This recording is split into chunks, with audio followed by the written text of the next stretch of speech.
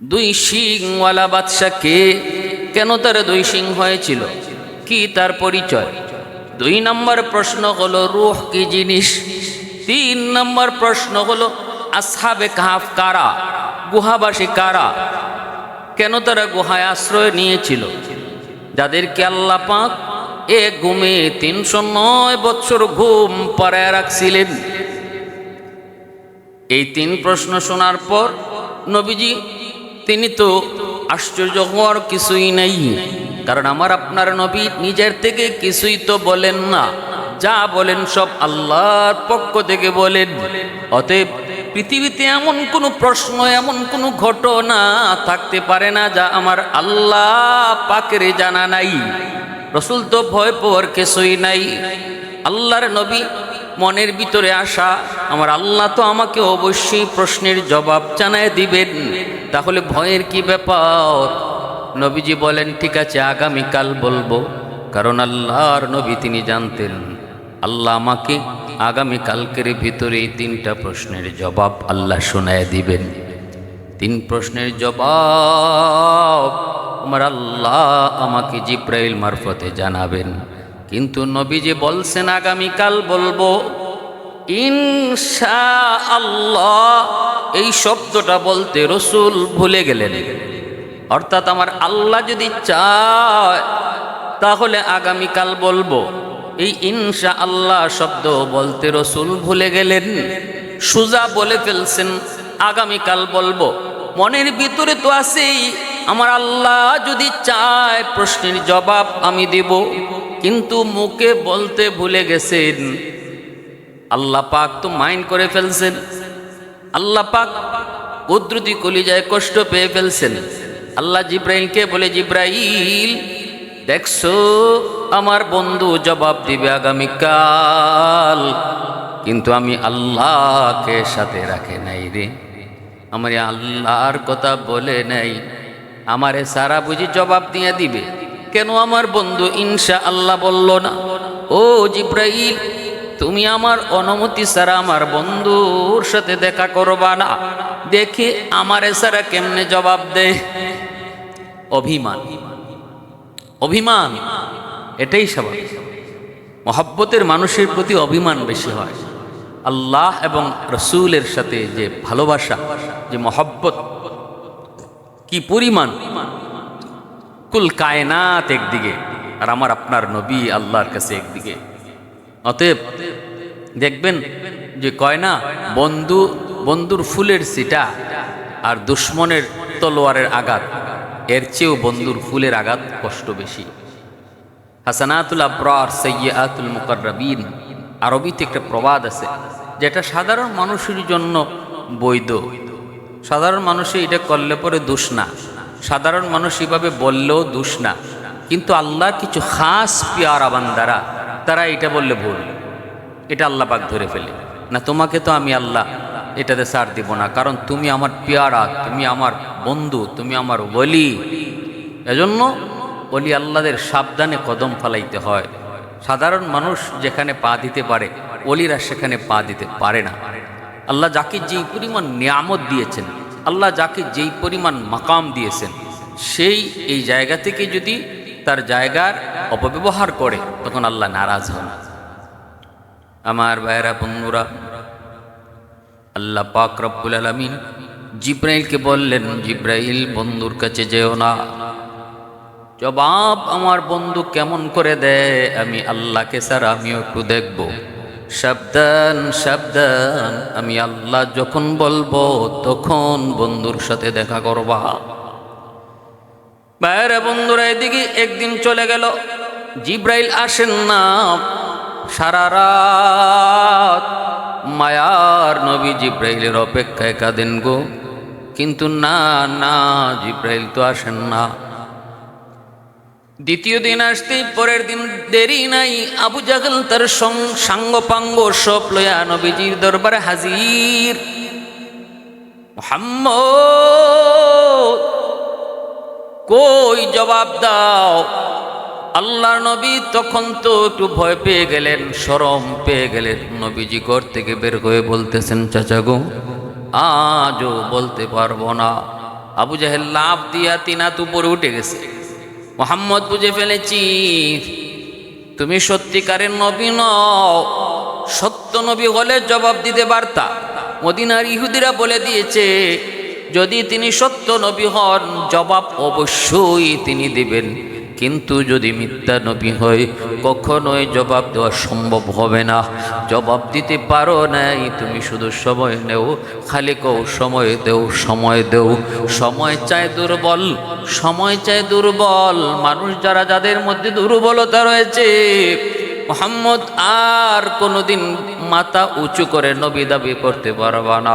এই বলে আবু জাহেল তার সঙ্গদেরকে নিয়ে নাচতে নাচতে মক্কার অলিগলিতে রটাইতে শুরু করলো। মুহাম্মদ 3 প্রশ্নের জবাব দিতে পারে নাই। মদিনার ইহুদিরা যেই 3টে প্রশ্ন শিখিয়ে দিয়েছিল সেই প্রশ্নের জবাব মুহাম্মদ দিতে পারে নাই। অতএব মুহাম্মদ সত্য নবী নয়, মুহাম্মদ সত্য নবী নয়। নাউযুবিল্লাহি মিন যালিক। এইভাবে মক্কার অলিগলিতে নবীজির বিরুদ্ধে অপবাদ শুরু করতে লাগলো। চতুর্দিকে নবীজির বদনাম, নবীজির সমালোচনা। আল্লাহর নবী ঘর থেকে বের হন না। দ্বিতীয় দিন চলে যায়, রসুল অপেক্ষায় গো, জিব্রাইল আসবে, কিন্তু জিব্রাইল তো আসে না। তৃতীয় দিন চলে যায়, জিব্রাইল আসবে, কিন্তু জিব্রাইল তো আসে না। আল্লাহ পাক তো অভিমান করে আছেন। আল্লাহ তো বন্ধুর প্রতি অভিমান, বন্ধুর প্রতি অভিমান করেছেন, জিব্রাইল আসেন না। এইভাবে একাধারে 14টা দিন চলে গেল। মক্কার অলিগলিতে নবীজির বিরুদ্ধে সমালোচনা, যেখানে যায় সেখানেই নবীর নিয়ে আলোচনা। মানুষেদের মুখে মুখে শুধু একই কথা, মুহাম্মদ সত্য নবী হলে জবাব দিতে পারবে না কেন? আল্লাহর পক্ষ থেকে যদি প্রেরিত নবী হয় তাহলে আল্লাহ তো তার সব প্রশ্নের জবাব শিখিয়ে দেওয়ার কথা। যদি তিনি জবাব দিতে না পারে তাহলে বোঝা গেল আল্লাহর সাথে কোনো সম্পর্ক নাই, মালিকের সাথে কোনো সম্পর্ক নাই। নবীজি তো ঘুম নাই, আল্লাহর নবীর খানা নাই, পানি নাই ঠিক মতো, রসুলের ঘুম নাই, চোখ দিয়ে দৌড় দৌড় করে পানি পড়ে। এইভাবে 14 দিন চলে গেল। জিব্রাইল আমিন আল্লাহ পাকের কাছে সামনে যায়, জিব্রাইল কান্দে। আল্লাহ কয় জিব্রাইল কান্দো কেন? জিব্রাইল কয় আল্লাহ গো, তুমি কি একটু ভাবো নাই তোমার বন্ধু কেমনে দিন কাটায়, কেমনে রাত কাটায়? মক্কার অলিগলি সব জায়গায় সমালোচনা, চোখের পানি জোরে জোরে রাত কাটায়, দিন কাটায় যে বন্ধু, সে বন্ধুর প্রতি কি একটু মায়া হয় না গো মালিক? আমি জিব্রাইল কান্দি এজন্য, আমি যে জিব্রাইল তোমার বন্ধুর সাথে সাক্ষাৎ না করলে আমার মন শান্ত থাকে না। আজকে একদিন 2 দিন নয়, সপ্তাহ নয়, চলে যায় 2 সপ্তাহ, 14 দিন আমি জিব্রাইল আপনার বন্ধুকে দেখি না গো আল্লাহ, কেমনে আমি সহ্য করি? জিব্রাইল আমিন আল্লাহ পাকের কাছে যখন চোখের পানি জড়ায় জড়ায় কাঁদতেছেন আর আল্লাহ দেখতেছেন বন্ধু কান্দে, আল্লাহ পাক তখন বলে জিব্রাইল তাহলে যাও, আমার বন্ধুরে আর কষ্ট দেই না, যাও তাড়াতাড়ি যাও। আর যাওয়ার সময় আমার বন্ধুর জন্য একটা উপহার নিয়ে যাও। যে বন্ধুরে কইও কেন আমি অভিমান করেছিলাম, ইনশা আল্লাহ না বলার কারণে অভিমান করেছি, আর তার উম্মতকে ইনশাআল্লাহ বলার সবক দেওয়ার জন্য বন্ধুরে কান্দাইছি। কারণ উম্মত যেন এই ঘটনা মনে রাখে, তারাও যেন ভবিষ্যতের কোনো কাজ করবে বলে ইনশাআল্লাহ বলতে ভুলে না যায়। এজন্য আমার বন্ধুরে আমি কষ্ট দিয়েছি। এবার তুমি যাও, বন্ধুকে যে খুশি করো। আর শোনো, আমার বন্ধু কেমনে খুশি হবে? 3টা প্রশ্নের জবাব তো নিবাই নিবা, আর বন্ধুর উম্মতের জন্য একটা খুশখবর নিয়ে যাবা। যা বইল তার উম্মত যদি ভবিষ্যতের কোনো কাজ করার জন্য ইনশাআল্লাহ বলে কথা দে, তাহলে সেই কাজটা সমাধা করার জিম্মাদার আমি আল্লাহ নিজে। কাদিরে কুদরতদারি, কাদিরে কুদরতদারি বরকমাল, আনতা রব্বি আনতা হাসবি যুল জালাল, আনতা রব্বি আনতা হাসবি যুল জালাল। ইয়ার আগর ইয়ার নবাশদ, ইয়ার হরগিজ ইয়ার নেস, গোলাগর খুশবু নবাশদ, কাবিলে গুলজার নেস, গোলাগর খুশবু নবাশদ, কাবিলে গুলজার নে। আমার বন্ধুরা, আমি কত মায়া করি যায় একটু কয়। আমার আপনার নবীর প্রতি আল্লাহ পাকের ভালোবাসা কি পরিমাণ, কি পরিমাণ মহব্বত। কোরআনুল কারীমের ভিতরে আল্লাহ পাক অসংখ্য নবীকে নাম ধরে ডাক দিয়েছেন। আল্লাহ পাক বলেছেন, ইয়া আদম, ইয়া আদম উসকুন আনতা ওয়া যাওজুকাল জান্নাহ।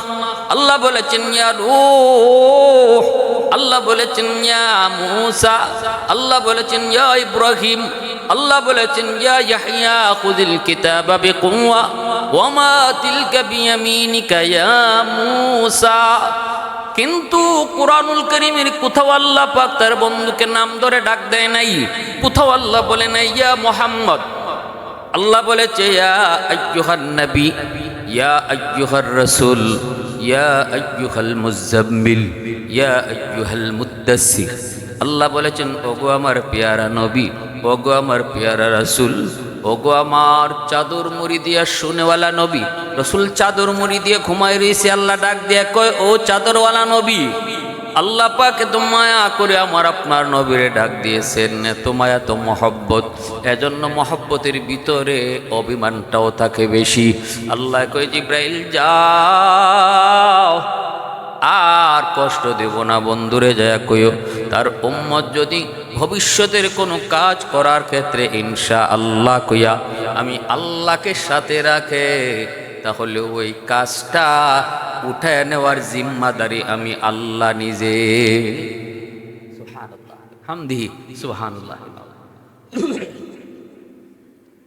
14 দিনের মাথায় মায়ার নবী তাহাজ্জুদের সময় দরজায় নক করলেন জিব্রাইল।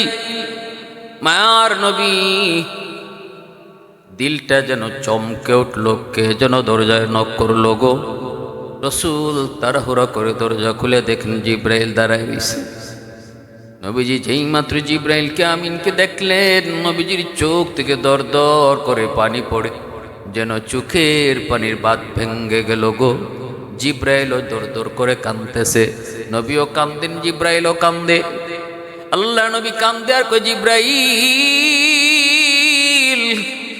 কোথায় ছিলা এতদিন?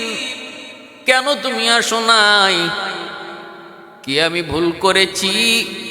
জিব্রাইল কয়, নবী গো, আমার আপনি রাগ কইরেন না, গোসা কইরেন না গো নবী। আমি আপনার উপরে নারাজ না, আমার সাথে আপনার বিষয় না। আমি তো আসতেই চাই, আমি তো আপনার সাথে দেখা করার জন্য পাগল। সকল নবীদের কাছে জিব্রাইল 1 বার 2 বার 3 বার 5 বার 10 বার 12 বার করে এসেছেন, কিন্তু জিব্রাইল কয়, আমি আপনার কাছে 24,000 বার আইছি গো নবী। জিব্রাইল নবীজির কাছে 24,000 বার আগমন করেছেন। সেই জিব্রাইল কয়, নবী গো, আমি তো আপনারে না দেখলে পরে নিজেই থাকতে পারি না গো নবী। আমার উপরে আপনি রাগ করেন না, কষ্ট নিয়েন না। আমি তো আসতেই চাই, কিন্তু আমার আল্লাহ আমাকে আসতে দেয় না। রাসূল চোখের পানি মুছে আর কয়, কেন আমার মালিক আসতে দেয় না? কেন, কি জন্য, আমি কি ভুল করেছি তাও বুঝতে পারতেছি না। জিব্রাইল একটু খুলে কও, কোথায় আমি ভুল করেছি একটু খুলে কও। এইবার জিব্রাইল আমিন কয়, নবী গো, একটু দেখেন তো, মনে পড়েনি আজ থেকে 14 দিন আগে আপনি আবু জাহেলকে বলেছিলেন আগামীকাল জবাব দিব, কিন্তু ইনশাআল্লাহ বলতে ভুলে গেছেন।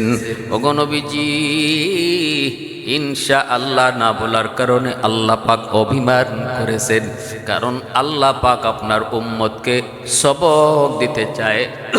ভবিষ্যতের যে কোনো কাজ করতে ইনশাআল্লাহ শব্দ মুখ দিয়ে উচ্চারণ করো। আর উম্মতকে সুসংবাদ শুনাইছেন গো নবী, যদি আপনার উম্মত ইনশাআল্লাহ কইয়া কোনো কাজের ঘোষণা দেয়, ওয়াদা করে, তাহলে ওই ওয়াদা পূরণের জিম্মাদার আল্লাহ নিজে হয়ে যা। এই কথা শোনা মাত্রই নবীজি খুশি হয়ে গেলেন, আল্লাহ পাকের শুকরিয়া আদায় করলেন, নিজের ভুল স্বীকার করে নিলেন, মালিক আমি ভুল করেছি, এইবার তুমি আমার উম্মতের জন্য সুসংবাদ শোনায় দিয়েছ। জিব্রাইল কো, নবী গো, এই যে নেন 3 প্রশ্নের জবাব। না যান, বুক ফুলায়া যান, আবু জাহেলের পাশে যান, জায়া নজর ইবনে হারিসকে জানায় দেন, এই যে নেন তোমাদের 3 প্রশ্নের জবাব। 3টা প্রশ্নের জবাব আল্লাহ আপনাকে দিয়ে দিছে গো নবী। আল্লাহ পাক রব্বুল আলামিন আপনার প্রশ্নের জবাব দিয়ে দিছে। 1 নম্বর প্রশ্ন ওরা করেছিল, 2 শিংওয়ালা বাদশা কে, কি তার পরিচয়, কেন তার 2 শিং হয়েছিল আপনি যা বলেন। সেই 2 শিংওয়ালা বাদশাহ হলো জুলকারনাইন।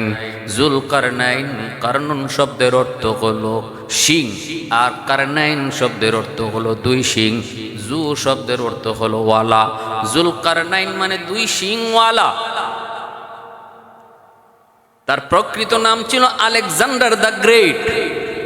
তিনি কে ছিলেন?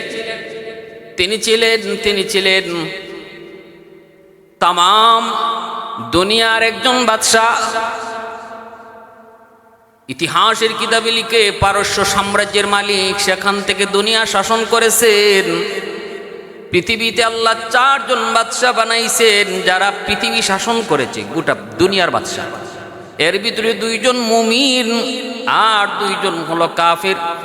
যে 2 জন মুমিন, একজন হলেন সুলাইমান আলাইহিস সালাম, আরেকজন হলেন জুলকারনাইন, যার আসল নাম হলো আলেকজান্ডার দ্য গ্রেট।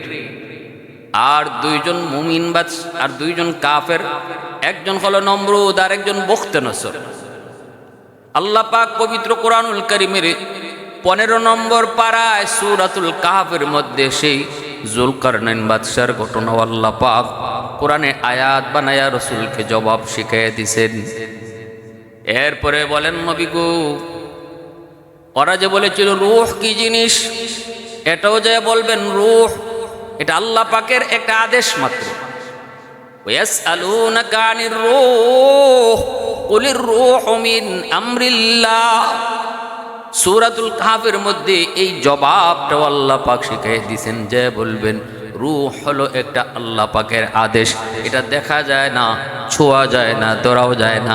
এই রূহ কি জিনিস কেউ পৃথিবীর কোনো বিজ্ঞানী আজও পর্যন্ত ধরতে পারে নাই, আবিষ্কার করতে পারে নাই।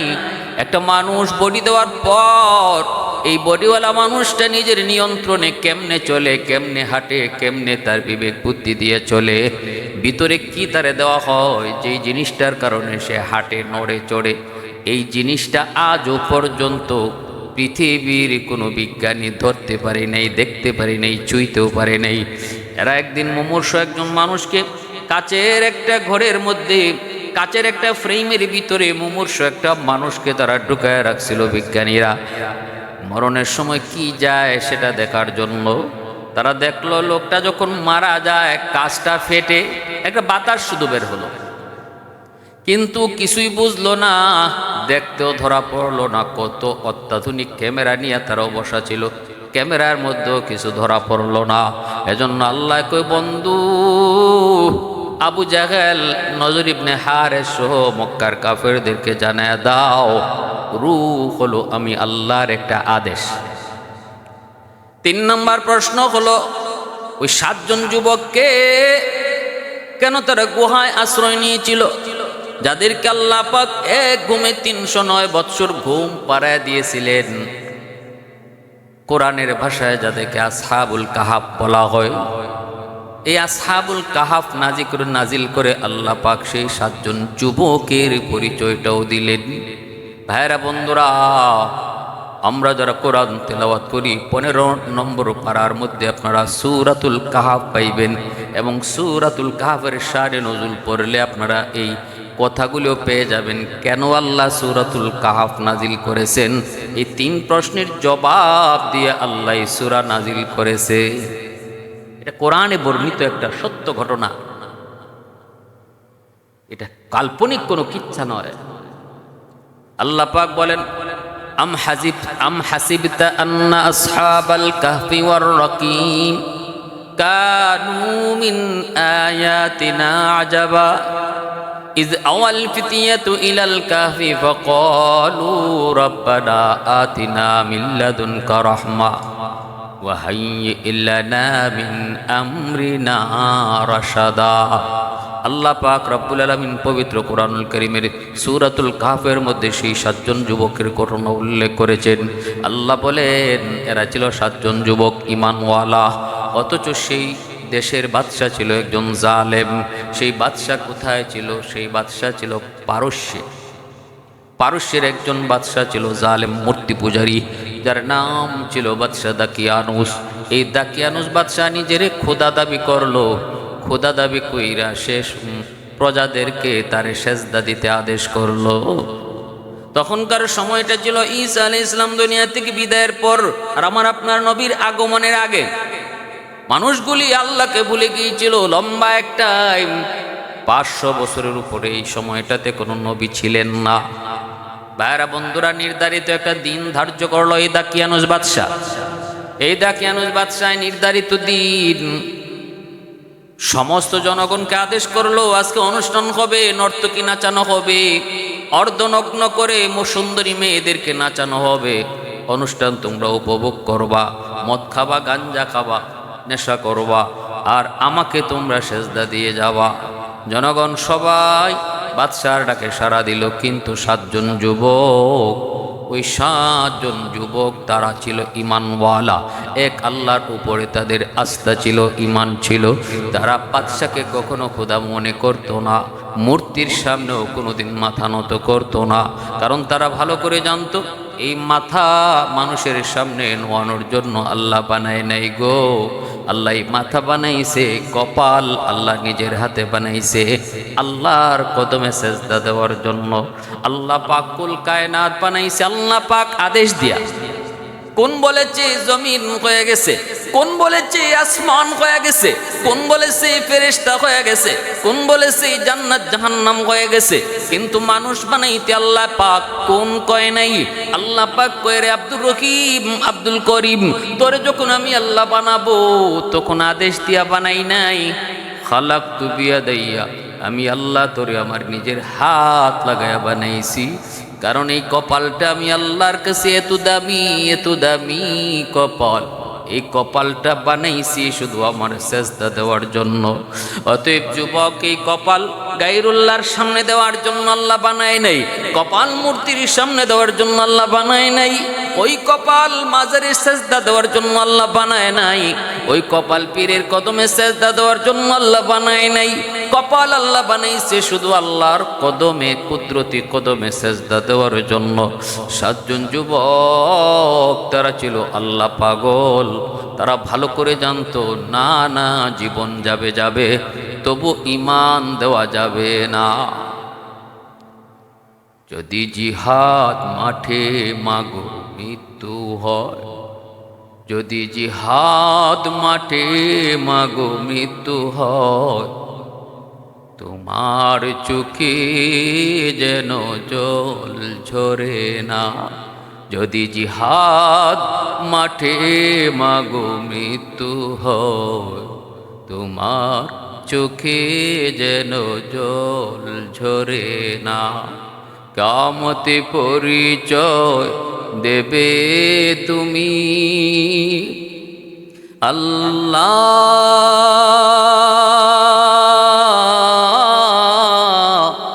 আমি শহীদের মা। যদি জিহাদ মাঠে মাগো মৃত্যু হয়, তোমার চোখে যেন জল ঝরে না। ওই শোনো ডাকছে দিনের পথিক, হাত তুলে আমাকে দোয়া করে দাও। জিহাদি রক্তে হব রাঙ্গা, কিয়ামতে পরিচয়, কিয়ামতে দেখা হবে প্রতিকানা। অমরত্বের পথে বাধা দিও না, কিয়ামতে পরিচয় দেবে তুমি আল্লাহ,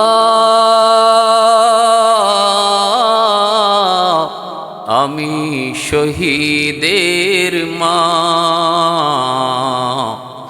যদি জিহাদ মাঠে মাগো মৃত্যু হয়, তোমার চোখে যেন জল ঝরে না। 7 জন যুবককে বাদশা গ্রেপ্তার করে দরবারে হাজির করলো। কারণ তারা রাজ্য ছেড়ে পাহাড়ে গিয়া তারা একান্তে বসা। বাদশার এই কুকীর্তি তাদের ভালো লাগে না, বাদশার এই আয়োজন তাদের ভালো লাগে না। পাহাড়ের মধ্যে একে একে 7 জন যুবক, কারো সাথে কারো পরিচয় নাই। একজন সাহস করে যায়, জিজ্ঞেস করে, ভাই তুমি এখানে কেন এসেছো, কি জন্য এসেছো? সবাই তো আজকে আমোদ প্রমোদের মধ্যে লিপ্ত, সুন্দরী নায়িকা, সুন্দরী নারীদের আজকে আয়োজন। কোন যুবক চায় না যৌবন কালটা তো পাগলামির বয়স, করতে মন চায়, এগুলাই তো চাহিদা বেশি। তুমি এখানে কেন দাঁড়ায় আছো, তুমি এখানে কেন এসেছো? তখন যুবক ভয়ে কিছু কয় না, শুধু এতটুকু কয়, আমার ভালো লাগে না। কও না ভাই, কেমনে কয়? যদি সে আবার বাদশার গুপ্তচর হয়, মনের কথা কেমনে কয়? 7 জন যুবক কি আবার 7 জন মন্ত্রীর ফুলা? এই যে জালেম বাদশা দাকিয়ানুস, তার 7 জন মন্ত্রীর ফুলাই 7 জন। কেমনে কয়, কি জন্য কয়? এক পর্যায়ে সাহস করে বলে ফেললো, ভাই এত প্রশ্ন করো কেন? তবে শোনো, কি হয় না হয় জানি না, তবে আমি মনে করি কপাল আমার আল্লাহর সামনে ছাড়া কারো সামনে ঝুঁকবে না।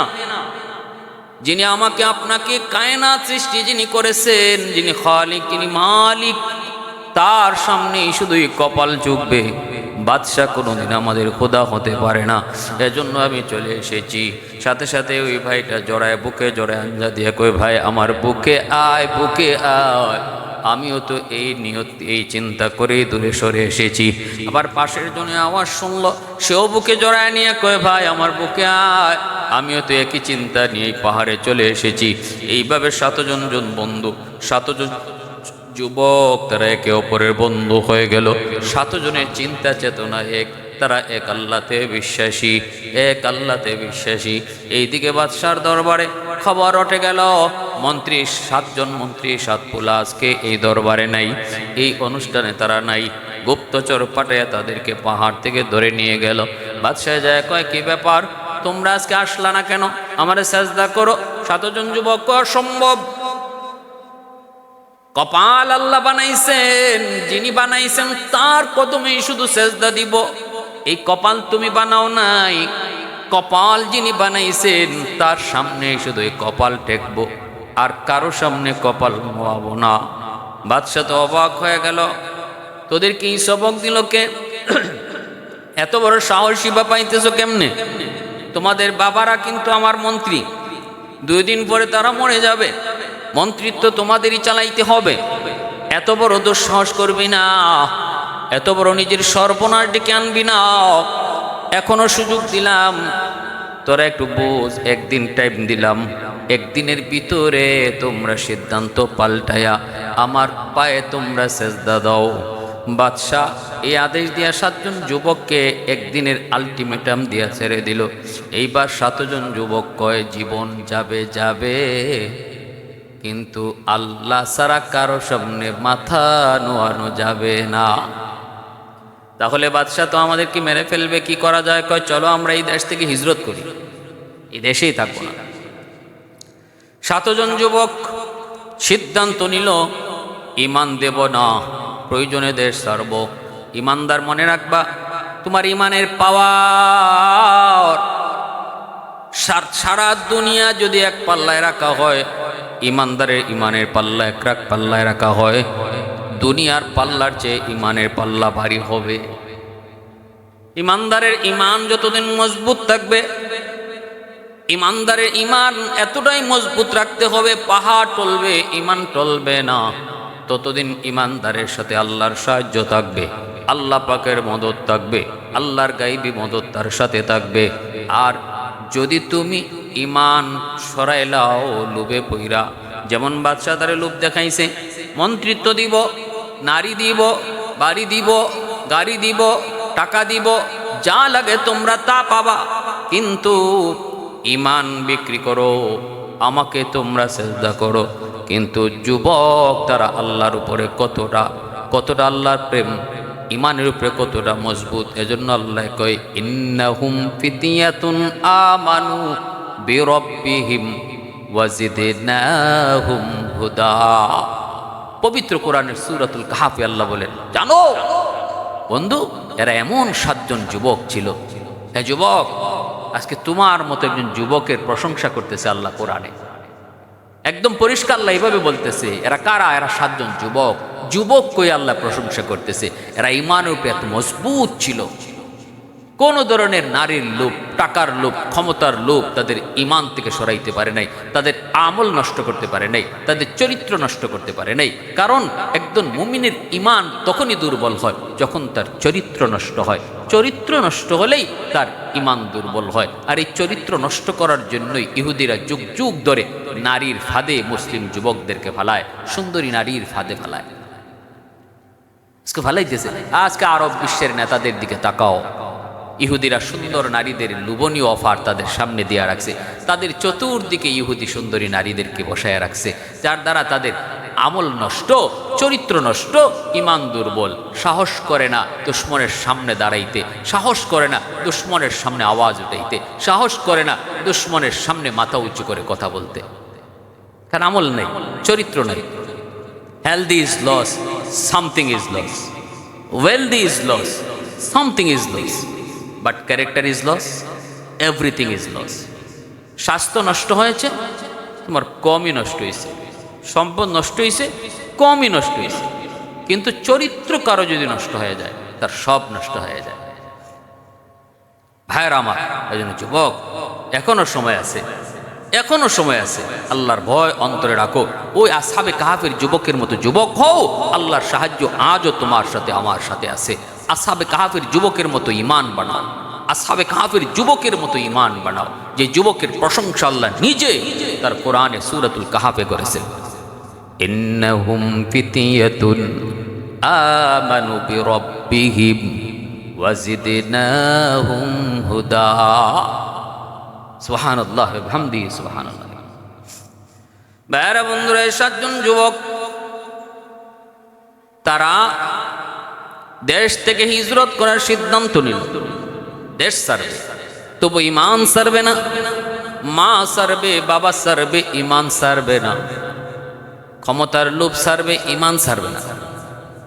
চেয়ারের লোভ ছাড়বে, ইমান ছাড়বে না। নারীর লোভ ছাড়বে, ইমান ছাড়বে না। এই সিদ্ধান্ত নিয়ে 7 জন যুবক যখন এলাকা ছেড়ে তারা বের হয়, এলাকা ছেড়ে বের হয় সন্ধ্যার সময়। বের হওয়া মাত্রই তারা দেখতে পেল একটা কুকুর তাদের সঙ্গ নিছে। কুকুরটা তাদেরই একজনের পালা কুকুর, পোষা কুকুর। এই কুকুরটারে তারা সাথে নিতে চায় না।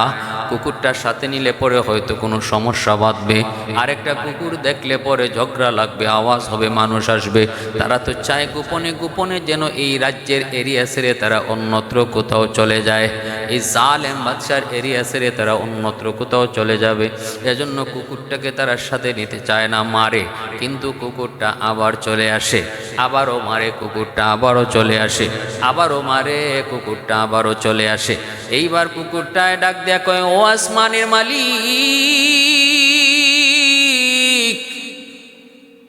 কেন আমি যাই না? কেন আমি মার খাই? এরপরও সঙ্গ নিয়েছি, একটু বলতে চাই। ও জবান দেওয়ার মালিক, আমাকে একটু জবান তুমি দিবানি।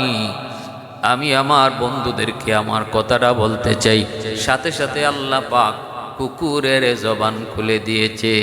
কাদিরে কুদরতুদারি হরচে খাহি আকুনি, মুর্দা রাজা হাম তো বখশি, জিন্দারা বেজাকুনি। কাদিরে কুদরতুদারি বরকামাল, আন্তা রব্বি আন্তা হাসবি যুল জালাল, আন্তা রব্বি আন্তা হাসবি যুল জালাল। قل اللهم مالك الملك تؤتي الملك من تشاء وتنزع الملك ممن تشاء وتعز من تشاء وتذل من تشاء وتذل من تشاء بيدك الخير إنك على كل شيء قدير। সকল ক্ষমতার মালিক হলেন আল্লাহ, সব ক্ষমতার মালিক আল্লাহ। আল্লাহ যা চায় তা করে, আমরা যা চাই তা পারি না। আল্লাহ যা চায় তা পারে। আমরা যা চাই তা হবে না, আল্লাহ যা চায় তা হবে। মখলুক যা চায় তা হয় না, আল্লাহ খালিক যা চায় তাই হয়। আল্লাহ কুকুরের জবান খুলে দিছে, আল্লাহ চাইলে মানুষের জবান বন্ধ করতে পারে, আল্লাহ চাইলে গাছের জবান খুলে দিতে পারে, আল্লাহ চাইলে সুস্থ একটা মানুষের জবান মুহূর্তে বন্ধ কইরা একটা হাইওয়ানের জবান আল্লাহ খুলে দিতে পারে। এই ক্ষমতা আল্লাহর আছে। গাছের জবান আল্লাহ দিছে খুলে, পাথরের জবান আল্লাহ খুলে দিছে। অসংখ্য অগণিত ঘটনা রয়েছে। কি না পারে। মুসা আলাইহিস সালাম একদিন যাই বলতেছেন, আল্লাহ আল্লাহ মায়ের পেটে তুমি মানুষে বাচ্চারে খাওয়াও কি কইরা? আল্লাহ খাওয়াও তুমি, কুদরত তোমার, শক্তি আছে বুঝি, কিন্তু আল্লাহ বুঝে আসে না। আল্লাহ এই ফ্যাটের ভিতরেই বাচ্চা খাওন পায় কেমনে, পৌঁছে কেমনে? আল্লাহ পাক কই বুঝতে মন চায় তোমার, ইতমিনানে কলবের জন্য দেখতে চাও? বলে জি। আল্লাহ বলে তাহলে হাতের লাঠি দ্বারা এই পাথরে আঘাত করো। মুসা আলাইহিস সালামের হাতের লাঠি ছিল মুজিজা, তিনি লাঠি দিয়ে আঘাত করছেন, পাথর দ্বিখণ্ডিত হলো, আরেকটা পাথর ভিতর থেকে বের হয়েছে। আল্লাহ বলে মুসা আবারও সে হাতের লাঠি দিয়ে আঘাত করো। লাঠি দিয়ে আঘাত করলেন, আবার আরেকটা পাথর বের হয়েছে। আল্লাহ বলে মুসা আবারও আঘাত করো। 3 নম্বর পাথরটারে আবার আঘাত করার পর সেই পাথরের ভিতর থেকে একটা পোকা বের হয়েছে, যেই পোকার মুখে একটা সবুজ তরতাজা ঘাস। সুবহানাল্লাহি ওয়া বিহামদিহি সুবহানাল্লাহিল আযীম। আল্লাহ পাক দেখাইছে মুসা একটু কও 3টা পাথরের ভিতরে ওই পোকা কেমন করে শ্বাস নেয়, কেমন করে বাতাস পায়, খাবারই পাতার কাছে পৌঁছায় কেমনে? মুসা নবী কয়ে রে এই পোকা একটু এখানে তুই কেমনে খাও, কে তোমারে খাওয়ায়? ওই পোকার জবান আল্লাহ খুলে দিয়েছে। পোকাটাই জবান খুইলা কয় সুবহানাল্লাযী ইয়ারানি ওয়া ইয়ালামু মাকানি ওয়া ইয়ারযুকুনি। আমি ওই আল্লাহর প্রশংসা করি যিনি আমাকে এখানে রাখছেন, যিনি আমারে রাখছেন শুধু তা না, তিনি আমারে দেখতেছেন, কোথায় রাখছেন তাও তিনি জানেন, এবং তিনি টাইম মতো আমারে রিজিক পৌঁছায়। সুবহানাল্লাহ, টাইম মতো রিজিক পৌঁছায়। আর আমরা এই রিজিকের জন্য হারাম পথে কি দৌড়াইতেছি। হায় রে মনে না খাইয়া মরে জিমু যদি সুদ না খাই, হায় রে না খাইয়া মরে জিমু যদি বাটফারি না করি, আরেকজনের নামাইরা খাই। অথচ আল্লাহ কয় বান্দা রিজিক তো আমার হাতে, আমি আল্লাহর নাম তো রাজ্জাক। তুমি আর দুনিয়াত পাঠাইবার আগে তোমার রিজিক আমি আল্লাহ দুনিয়ায় পাঠাইছি। অফিস সামা রিজকুকুম, আল্লাহ কয় আসমানে তোমার রিজিক, আর আমি আপনি এই রিজিকের জন্য হারাম পথে দৌড়াইতেছি, হারাম পথে দৌড়াইতেছি রিজিকের লাগে। আল্লাহ সহি বুঝদান করুন। সুদ থেকে, হারাম ব্যবসা থেকে আল্লাহ আমাদেরকে বাঁচান, আমিন। ভাইয়েরা বন্ধুরা, এজন্য বলতেছিলাম মনোযোগ। এইদিকে দেখা যায় যুবক, 7 জন যুবক, তাদেরকেই কুকুর ডাক দেয়া বলতেছে, বন্ধুরা আমাকে তোমরা যতই মারো কিন্তু আমি যাব না গো, কখনো আমি ফেরত যাব না। তোমরা যে নিয়তে বের হয়েছো আমিও এই নিয়তে তোমাদের সঙ্গ লইছি। আল্লাহ ছাড়া কেউ মালিক আর খালিক হতে পারে না। সেজদা লওয়ার মালিক একমাত্র তিনি, যিনি আসমান জমিন সব বানাইছেন। সেজদা লওয়ার অধিকার শুধু একমাত্র তার, যিনি কপাল বানাইছেন, তারই শুধু সেজদা দিব। অতএব এই জালেম বাদশার দরবারে আমিও থাকতে রাজি না। এই মুশরিক, এই জালেম, এই কাফের রাজ্যে আমিও থাকতে চাই না, আমাকেও তোমাদের সাথে নিয়ে চলো। এই আওয়াজ তারা কুকুরের মুখ থেকে শোনা মাত্রই 7 জন যুবক তারা অবাক হয়ে গেল। কয় তাহলে আর কুকুরকে মাইরোনার সাথে নিয়ে চলো। এইবার তারা 7 জন কুকুর সাথে লইয়া তারা রওনা দিল। সারা রাত চলতে চলতে ফজর হয়ে যাবে। ওই মুহূর্তে তারা চিন্তা করলো একটু পরেই যদি রৌদ্র উঠে যায়, রৌদ্র উঠে যায় গো, মানুষজন আমাদেরকে দেখে ফেলবে। এখনো জালেমের সীমানা আমরা পার হই নাই, ধরা পড়ে যাব রৌদ্রে, ধরা পড়ে যাব দিনের আলোতে। অতএব তাড়াতাড়ি একটা গুহার ভিতরে ঢুকো, দিনটা আমরা গুহার ভিতরে লুকায় কাটাবো। আবার যখন সন্ধ্যা হবে আবার আমরা পথ চলা শুরু করব। সঙ্গী সাথীদের ভিতরে একজনে কয়, দোস্ত এখানে একটা গুহা আছে, আমি প্রায় এখানে একটা আমার উট রাখালি করি, আমি জানি ওই জায়গায় একটা গুহা আছে, চলো ওই গুহায় যাই আমরা আশ্রয় নেই। 7 জন যুবক এই গুহায় আইয়া ঢুকলো। কুকুরটা গুহার মুখের মধ্যেই দুটা পা ছড়াইয়া কুকুরটা বসে পড়লো। কুকুর তাদের পাহারাদার। আর 7 জন যুবক তারা ঢুকলো গুহায়। ঢুকেই তারা কাপড় চোপড় পরিবর্তন করে বিশ্রামের জন্য একটু ঘুমায়। এ আল্লাহর গোলাম তো ঘুম, এটা এমন ঘুম নয় ঘুমাইছে সাধারণ ঘুম, কিন্তু আল্লাহ বানায় দিছে অসম্ভব ঘুম। ঘুমাইছে স্বাভাবিক ঘুম, আল্লাহ বানায় দিছে অস্বাভাবিক ঘুম। এক ঘুমের ভিতরেই আল্লাহ পাক তাদেরকে 309 বৎসর ঘুম পাড়ায় রাখছে। সুবহানাল্লাহ। পবিত্র কোরআনের সূরাতুল কাহফের মধ্যে আল্লাহ পাক রব্বুল আলামিন এই ঘুমের কথাটা আল্লাহ পাক তাদের উল্লেখ করেছে। এক ঘুমেই তারা 309 বছর কাটায় দিল। তাদের সাথে কুকুরটারকে আল্লাহ ঘুম পাড়ায় দিল, কিন্তু ঘুমটা ছিল তাদের এমন, চোখ তাদের খোলা ছিল, কুকুরের চোখটাও তাদের খোলা ছিল। কুকুরটাও এমনভাবে ঘুমাইছে যেন মনে হয় যাক না সজাগ, কেউ আসলেই কামড় দিবে। এমনভাবে পাহারাদারের মতো আল্লাহ কুকুরটারে ঘুম পাড়ায় রাখছে। ঘুমাইছে ঠিক, মনে হয় যেন সে যাক না সজাগ রয়েছে।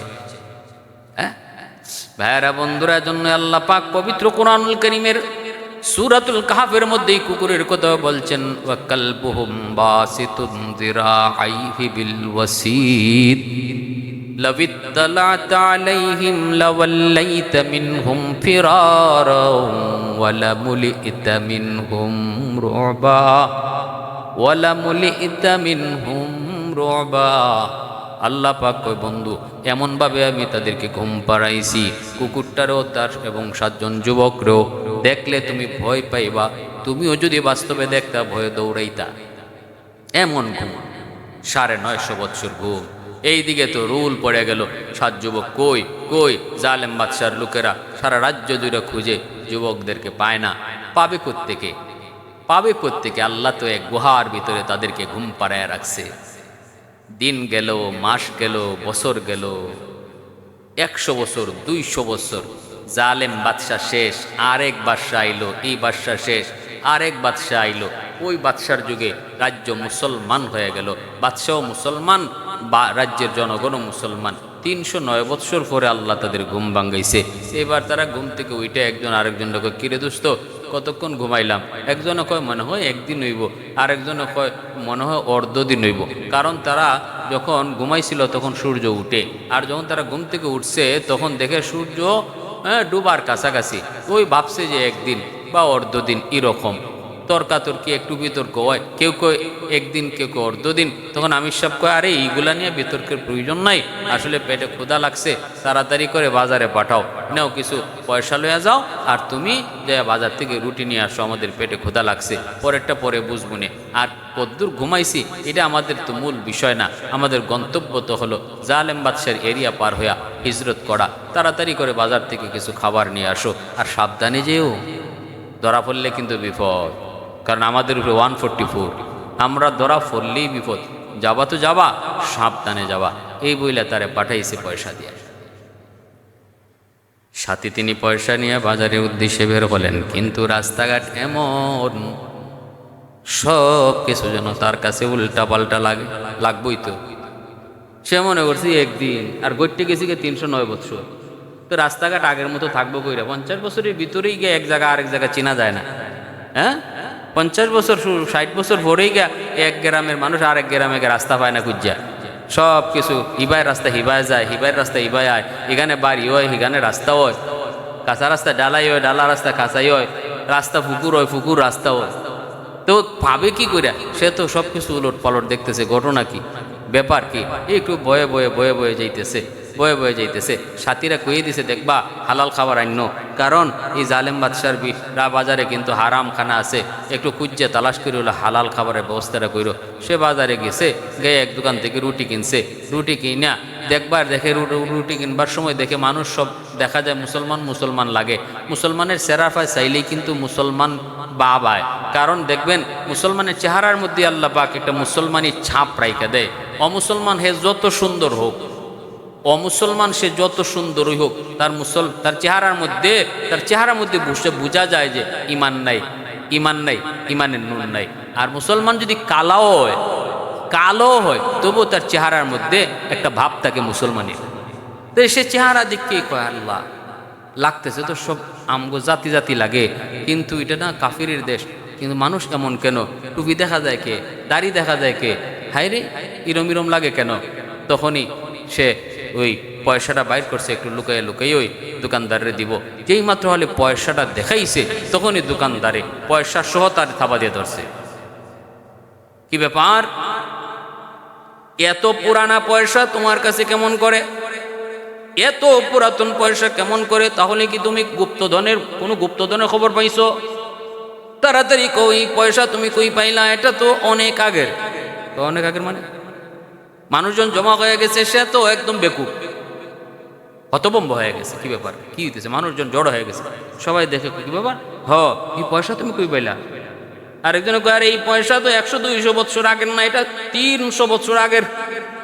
ও কি বলে, এটা ওই যে দেখো পয়সার মধ্যে ছবি, দাকিয়ানো জালেম বাদশার ছবি, এই দাকিয়ানো জালেম বাদশার আমলের এই পয়সা। তখন সে বলতেছে, এখন বাচ্চা কে? এখন বাচ্চা মুসলমান, এখন বাচ্চা মুসলমান। আর এই ছবি, এই পয়সা হলো দাকিয়ানো জালেম কাফির বাচ্চার আমলের। কয়শো বছর? 300 বছর। ইন্না আলিল্লাহ। ওই যুবকের মাথায় হ্যাং মারছে। কে তুমি? জড়ায় ধরছে সবাই। তখন সে বলতেছে, ভাই আমি তো বলবো, কিন্তু তোমরা কি মুসলমান? কয়, আমরা ইমানদার, আমরা এক আল্লাহর গোলাম। তাহলে আমি নির্ভয়ে বলতে পারি? কয়, নির্ভয়ে কও। কয়, আমি হলাম ওই জালিম দাকিয়ানুস বাদশার আমলে যেই 7 জন যুবক দেশ ছেড়ে পালাইছিল ইমান লইয়া, 7 জনের একজন। সাথে সাথে হইচই পড়ে গেল, মানুষের অজান্ত সেই ইতিহাস। সবাই কয়, তাহলে তুমি সেই 7 যুবকের একজন? কয়, তারা কোথায়? কয়, তারা ওই গুহায় আমাকে পাঠাইছে খাবার নেওয়ার জন্য। সাথে সাথে খবর বাদশার কানে পৌঁছে গেল। ওই সময়ে বাদশার এই রাজ্যে কিছু মানুষ, তারা মরণের পর আল্লাহ যে আবার জীবিত করবেন, এই বিষয়টা তারা মানত না। তাদের ভিতরে সন্দেহ ছিল, মুসলমান কিন্তু সন্দেহ ছিল মরার পরে আল্লাহ আবার কেমনে জীবিত করে। ওই একটা গ্রুপ ছিল, একটা দল ছিল। ওই মানুষগুলাকে নিয়ে বাদশাহ ওই যুবকের সামনে হাজির। আর যুবকের সন্ধান পাওয়ার পর, যেই যুবককে আল্লাহ 309 বছর ঘুম পাড়ানোর পর আবার জীবিত করতে পারে, এই ঘটনার এই দৃশ্য সচক্ষে দেখার পর ওই দলের মানুষগুলি, যারা মরণের পরে আল্লাহ জীবিত কেমনে করবে সন্দেহ করত, তারাও খাঁটি মুমিন আর মুসলমান হয়ে গেল। সবাই মিলে যুবককে নিয়ে তারা পাহাড়ে সে গুহায় আসলো, বাকি যুবকদেরকে দেখার জন্য, তাদেরকে সংবর্ধনা দিয়ে নেওয়ার জন্য। যুবক বলতেছে, তোমরা পাহাড়ের মুখে একটু দাঁড়াও, আমি ভিতর থেকে আসি গো। এই বলে সে তাদেরকে বাহিরে রেখে ভিতরে যায় ঢুকলো। যুবক সাথীদেরকে কি বলল না বলল সেই ইতিহাস আর পাওয়া যায় না, তবে অবশ্যই তাদেরকে বলছে, এটা একদিন আধা দিনের ঘুম নয়, 309 বৎসর আল্লাহ আমাদেরকে ঘুম পাড়ায় রাখছে আল্লাহর কুদরতে। এরপরে আল্লাহ তাদের 7 জনকে স্বাভাবিক মৃত্যু দিয়ে দিয়েছেন, আর তারা বের হয় নাই। আর বাদশার লোকেরাও সাহস করে কেউ গুহার ভিতরে কেউ ঢুকে নাই, বরং এই তাদের স্মরণে ওই মুসলমান বাদশা ওই গুহার মুখের পাশেই 7 জন যুবকের স্মরণে একটা মসজিদ বানাইয়া 7 জন যুবকের নাম ফলক আকারে মসজিদের পাশে লিখে স্মৃতি বানায়া রাখলো। ওই ঘটনা হলো সেই 7 যুবকের। এরা কারা? গুহায় কেন আশ্রয় নিয়েছিল? কি তাদের পরিচয়? আল্লাহ পাক তার হাবিবকে এই 3টা প্রশ্ন সবিস্তারে সূরাতুল কাহাফে রসুলকে জানাইয়া, আবু জাহেল, উতবা, শায়বা, নজর ইবনে হারিস মক্কার কাফিরদের সামনে জবাব দিয়ে রসুলকে পাঠাইছেন। রসুল জবাব শোনায় দিছেন। এইবার আবু জাহেল পরাজিত, আমার রসুল বিজয়ী। সবসময় মনে রাখবেন, হক সবসময় জয়ী হয়, আজ নয় কাল। ওয়েট অ্যান্ড সি, সত্যের বিজয় হবে। ইজা জা আল হক ওয়াজহাকাল বাতিল। হকের উপরে মজবুত থাকো, আজ নয় কাল বিজয় আসবেই আসবে। মন খারাপের, মন ঘাবড়ানোর কোনো প্রয়োজন নাই।